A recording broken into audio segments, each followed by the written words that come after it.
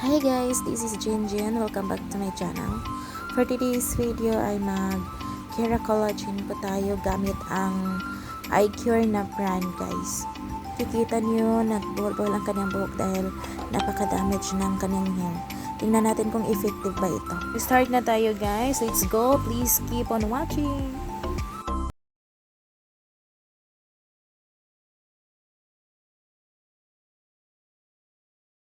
Ito ang itsura ng KeraCollagen Blowout, mga guaps. Ayan, i-prepare na po natin siya. Konting-konti lang po kasi watery base po siya. Ayan. Nag-start na akong mag-apply mga guaps. By the way mga guaps, sa pag-apply huwag niyong isagad sa anit. Lagyan niyo ng 1 inch na allowance.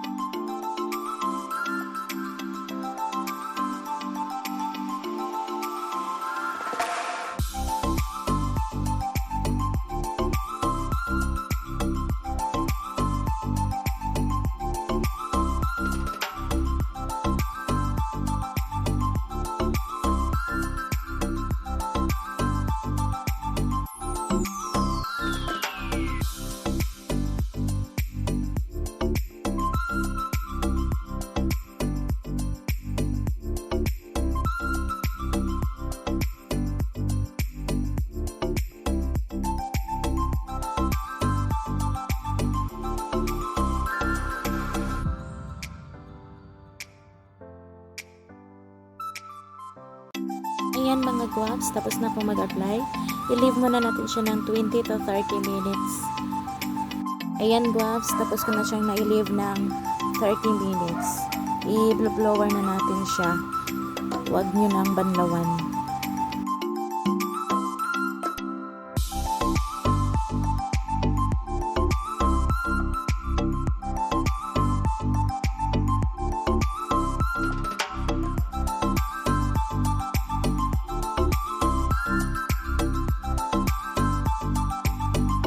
Tapos ko na siyang na-blower mga guaps ng 100% dry para maganda ang kanyang result.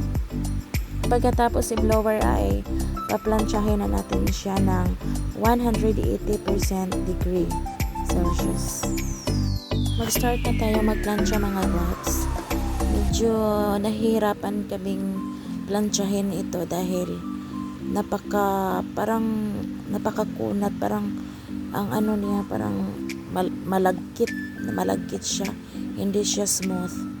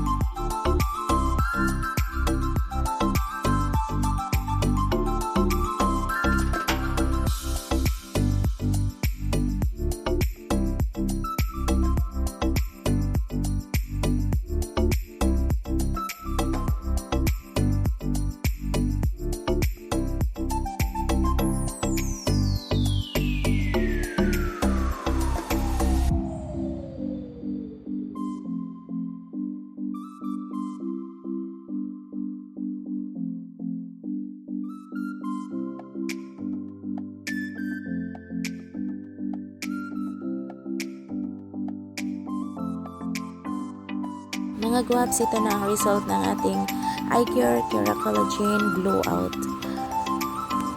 Thank you for watching everyone. Please comment down below kung nagustuhan niyo ang kanyang result.